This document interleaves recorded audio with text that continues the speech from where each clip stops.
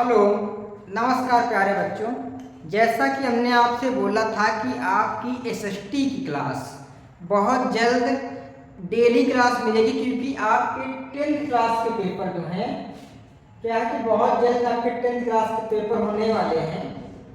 तो एक तो ये आपके 10th क्लास में इम्पोर्टेंट है, ठीक है। और दूसरा क्या है कि जो बच्चे किसी भी कंपटीशन की तैयारी कर रहे हैं तो उनके लिए भी इम्पॉर्टेंट है, क्योंकि ये भारत की हिस्ट्री, ज्योग्राफी और इससे मैच करता है।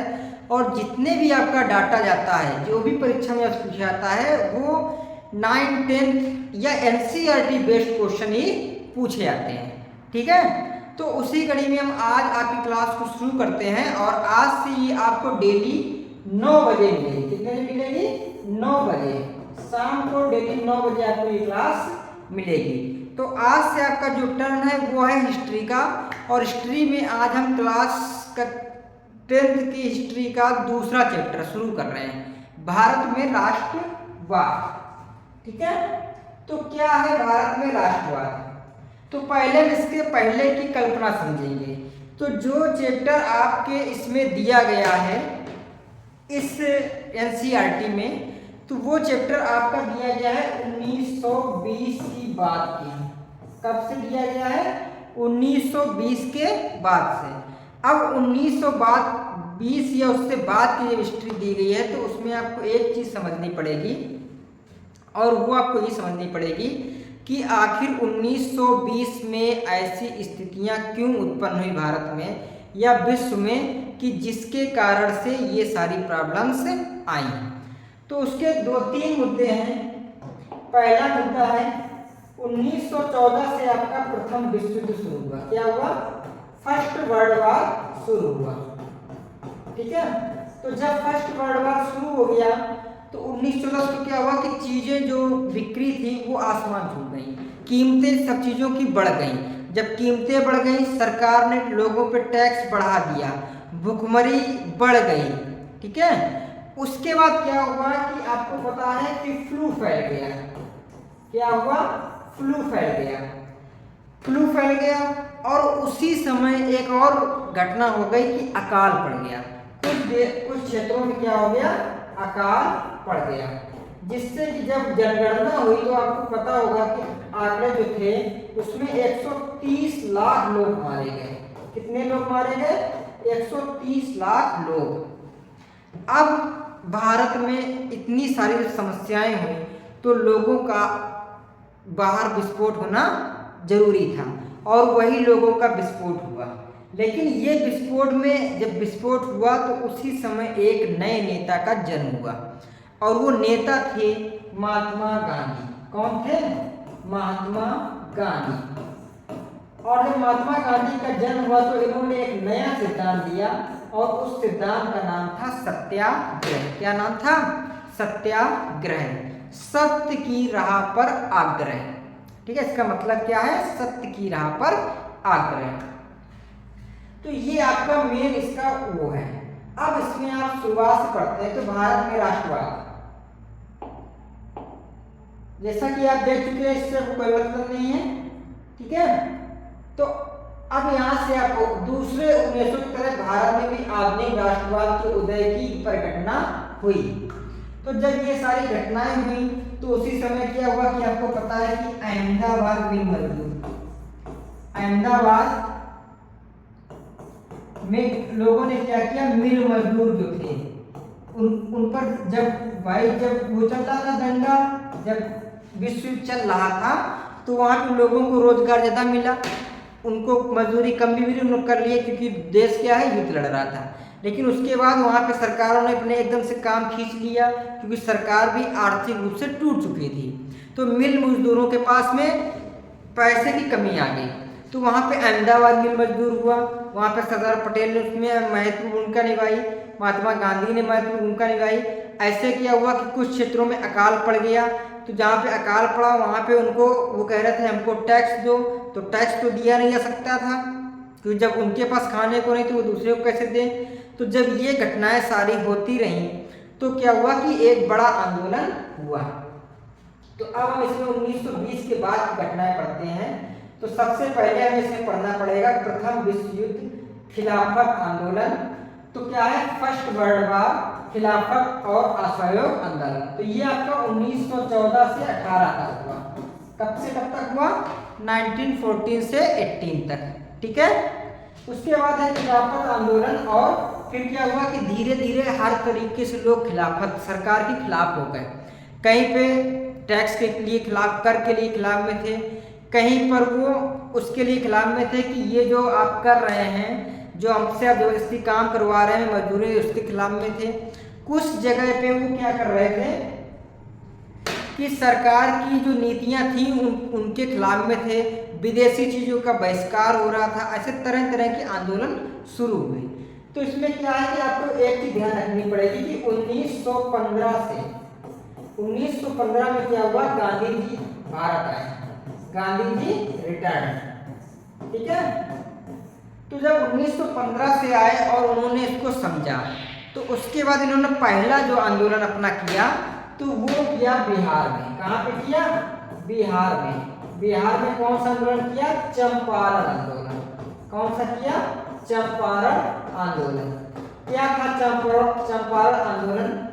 तो वहां पे क्या थी, सरकार कहती थी कि उनसे कि नील उगाओ, जबकि उनको गेहूं, मक्का, धान उगाने से मना कर रही थी, और नील पर भारी टैक्स लेते थे। तो किसानों के पास वहां अपनी जान बचाने, खाने के लिए इनकम का कोई स्रोत नहीं था। तो दीन बंधुओं ने जब इनसे रिक्वेस्ट की गांधी जी से कि आप पहला सत्याग्रह करो, कि आप हमारी मदद करो, तो इन्होंने पहला सत्याग्रह कहाँ पे किया? बिहार के चंपारण क्षेत्र में किया, ठीक है। तो दूसरा क्या है, तो इसमें आगे चलते हैं। 1919 के सालों में देखते हैं कि राष्ट्रीय आंदोलन नए इलाकों तक फैल गया। सबकी अब क्यों फैला? तो उसके कुछ कारण थे। पहला, रक्षा व्यय बढ़ गया। जब युद्ध हुआ तो जो फोर्स थी उसको पैसा ज्यादा दिया गया, तो वो बढ़ गया। दूसरा क्या था, भरपाई के नाम के लिए युद्ध के नाम पर कर्ज लिए गए और करों में वृद्धि की गई। गवर्नमेंट ने क्या किया, टैक्स ले लिए, दूसरी जगह से कर वो ले लिया, ठीक है, कर्ज ले लिया, और क्या हुआ कि जो टैक्स थे उसमें वृद्धि कर दी। सीमा शुल्क बढ़ा दिया गया, आयकर शुरू कर दिया गया।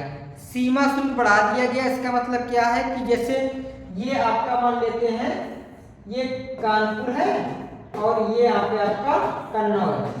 तो कन्नौज से जब कानपुर में कोई सामान यहाँ का व्यक्ति इस जगह पे कोई चीज बेचने जाएगा, तो यहाँ पे पहले 2 रुपए देने पड़ते थे, तो अब वो कितने रुपए देने पड़ेंगे? 20 रुपए देने पड़ेंगे। तो ये होता है सीमा शुल्क, इसको बढ़ा दिया गया, ठीक है। दूसरा क्या हुआ, कीमतें तेजी से बढ़ रही थी। 1913 से 18 के बीच कीमतें दोगुना हो चुकी थी। जो चीज 100 रुपए की मिल रही थी वो कितने की हो गई? 200 रुपए की हो गई। आम लोगों की मुश्किलें बढ़ गई थी। गांवों में सिपाहियों को जबरन भर्ती किया गया, और उसके बाद क्या हुआ कि जिनके जवान लड़के थे जो कमा सकते थे उसको जबरदस्ती आर्मी में भर्ती कराया गया कि तुम हमारे लिए युद्ध लड़ो, ठीक है। व्यापक गुस्सा, इससे क्या हुआ कि ग्रामीण क्षेत्र में भी हो गया। 1918 से 1920-21 के बहुत सारे हिस्सों में फसल खराब हो गई, जिसके कारण खाद्य पदार्थों का भारी अभाव पैदा हो गया।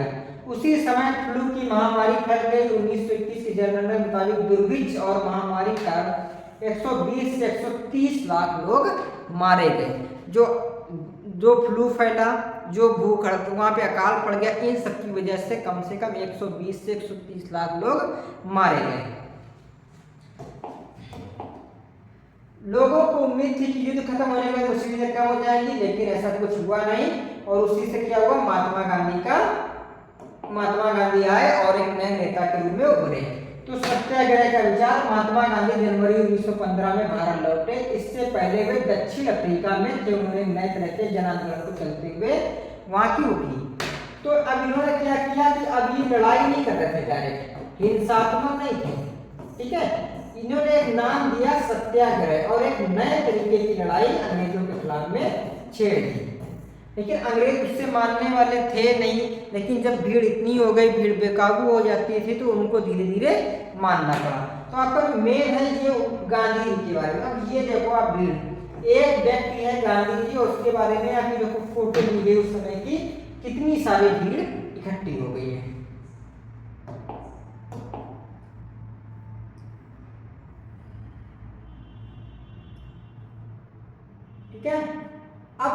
शुरुआत यहाँ से करते हैं। भारत आने के बाद गांधी जी ने कई स्थानों पर सत्याग्रह आंदोलन चलाया।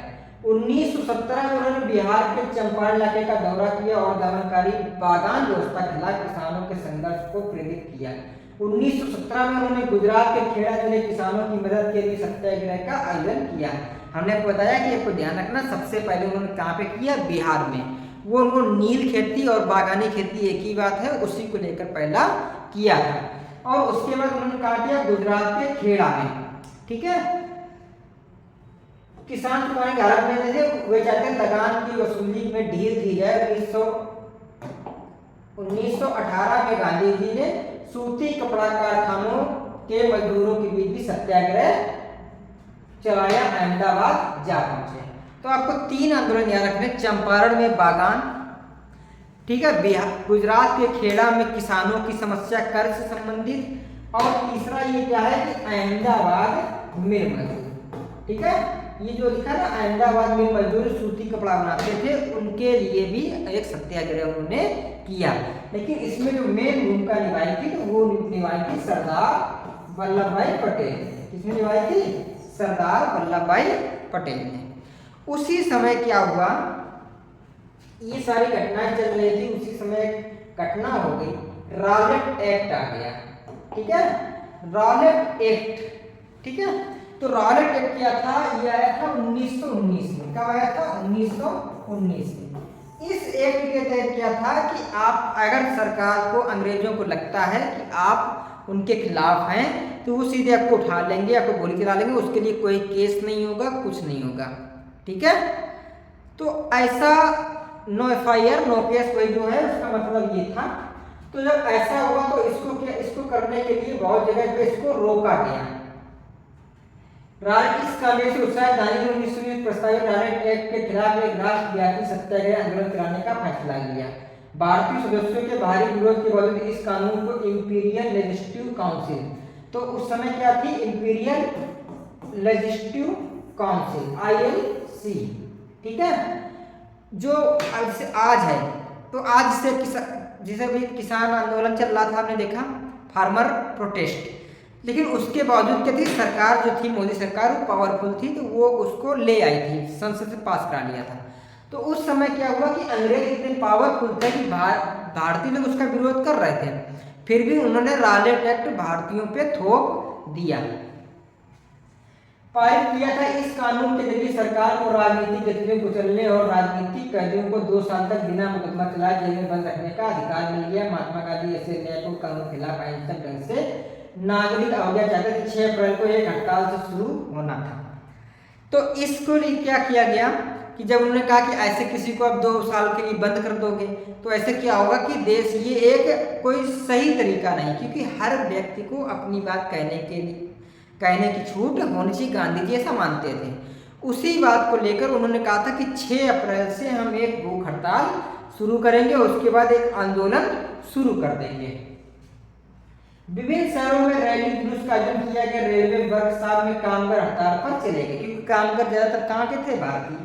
दुकानें बंद हो गई। इस व्यापक जन उभार से चिंतित था रेलवे व टेलीग्राफ जैसी संचार सुविधाओं के भंग हो जाने की आशंका से भयभीत अंग्रेजों ने राष्ट्रवादियों पर दमन शुरू कर दिया। अमृतसर में बहुत सारे स्थानीय नेताओं को हिरासत में ले लिया गया। गांधी जी के दिल्ली प्रवेश करने में पाबंदी लगा दी गई। 10 अप्रैल को पुलिस ने अमृतसर में शांति जुलूस पर गोली चला दी, ठीक है, और अमृतसर में शांति जुलूस पर गोली चला दी।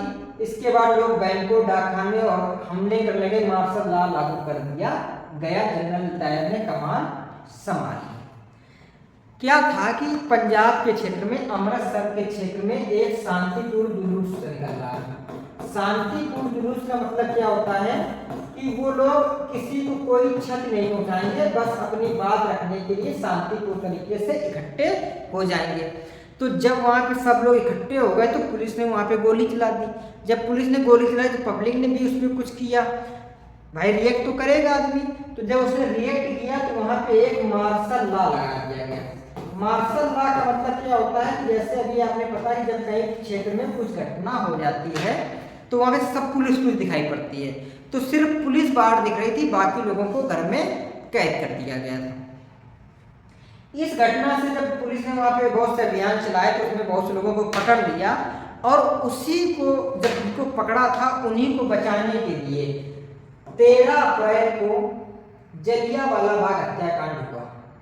ठीक है, 10 अप्रैल की घटना थी, उन्हीं को बचाने के लिए 13 अप्रैल को क्या था कि कुछ लोग जलियांवाला बाग में शांतिपूर्वक इकट्ठे हुए थे और इस बात पर चर्चा कर रहे थे कि जो लोग जेल में बंद हैं और ये रानी तट का विरोध है, इसको आगे कैसे चलाया जाए। तो आपको पता है कि जलियांवाला बाग जो देखो, ये आपको जलियांवाला बाग था तो उसमें एक मुख्य गेट था और अंदर पूरा ऐसे बंद था। ठीक है, इस गेट पर खड़े होकर जनरल डायर ने गोली चलवा दी। तो 13 अप्रैल को जलियांवाला हत्याकांड में उस दिन अमृतसर में बहुत सारे गांव वाले सालाना बैसाखी मेले में शिरकत करने के लिए जलियांवाला बाग में मैदान में जमा हुए। एक तो वो मेन उनका उद्देश्य ये था कि लोगों को कैसे बचाएं, लेकिन उस दिन बैसाखी का दिन था और बैसाखी का दिन जो है वो अमृतसर में बहुत धूमधाम से मनाते, तो उसमें बच्चे भी आए थे, मेला लगता है, बूढ़े भी आए थे, माताएं बहनें सब आई थी। काफी लोग तो सरकार द्वारा लागू किए गए दमनकारी कानून का विरोध प्रकट करने के लिए एकत्रित हुए। ये मैदान चारों तरफ से बंद था, शहर से बाहर होने के कारण वहां जुटे लोगों को यह पता नहीं था कि इलाके में मार्शल लॉ लागू किया जा चुका है। अब क्योंकि वो शहर में थे, आज तो फोन है तो उसे पता चल जाता है। अब मान लो कानपुर में कोई चीज लागू कर दिया, मार्शल लॉ लागू कर दिया, अब अरौल के व्यक्ति को क्या पता, नहीं पता होगा। ठीक है, तो ऐसे उनको पता नहीं था क्योंकि वो शहर के बाहर था। जनरल डायर हथियार में सैनिकों के साथ वहां पहुंचा और जाके उसने मैदान से बाहर निकलने के रास्तों का बंद कर दिया। इसके बाद उसके सिपाहियों ने भीड़ पर अंधाधुंध गोलियां चला दी, सैकड़ों लोग मारे गए। बाद में उसने बताया कि वह सत्याग्रहियों के जैन में दहशत और विस्मय का भाव पैदा करके एक नैतिक प्रभाव उत्पन्न करना चाहता था। इतने सारे लोगों को उसने मार दिया।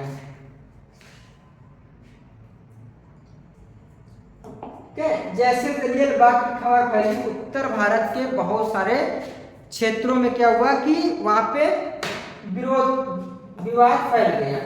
ठीक है, तो जब ये इतनी बड़ी घटना हो गई तो उसमें गांधी जी ने या जितने भी नेता थे लोकल के, उन्होंने उसका विरोध प्रकट किया और एक बहुत बड़ा आंदोलन फैल गया। उसका नाम था असहयोग आंदोलन। क्या था? असहयोग आंदोलन। ठीक है, और पूर्णतः क्या हुआ कि सरकार के पक्ष में लोग, सरकार के खिलाफ लोग एक तरफ से हो गए। जैसे खबर पहली, उत्तर भारत के बहुत सारे शहरों में लोग सड़कों पर उतरने लगे, हड़ताल होने लगी, लोग पुलिस से मोर्चा लेने लगे और सरकारी इमारतों पर हमला करने लगे। सरकार ने इन कार्रवाइयों को निर्भरता से कुचलने का रास्ता अपनाया। सरकार लोगों को अपमानित और आतंकित करना चाहती थी। ठीक है, लेकिन वो ऐसा कर नहीं पाई। भले ही राज्य सत्याग्रह एक बहुत बड़ा आंदोलन था, लेकिन अभी भी वह मुख्य रूप से शहरों और कस्बों तक ही सीमित था, ये ग्रामीण क्षेत्र में नहीं पहुंचा। क्योंकि पहले क्या था कि ऐसे फोन और न्यूज ये सब तो चीजें थी नहीं, जो भी पहुंचता था तो वो धीरे धीरे माउथ प्रचार होता था, मुंह से प्रचार होता था। तो जब ये चीजें नहीं पहुंची तो वो अभी भी वहां तक नहीं हो पाया। इसी समय क्या हुआ कि ऑटोमन साम्राज्य, ठीक है, ऑटोमन टर्की, तो वहां पे अंग्रेजों ने वहां के खलीफा को अपने पद से हटा दिया और जब उसने उसको अपने पद से हटाया तो क्या हुआ कि जो 1906 में मुस्लिम लीग बनी थी, उसका सपोर्ट पाने के लिए महात्मा गांधी ने उस खलीफा के, जो टर्की खलीफा था, उसके पक्ष में आकर क्या किया, एक आंदोलन खड़ा कर दिया और उस आंदोलन का नाम था असहयोग आंदोलन। ठीक है,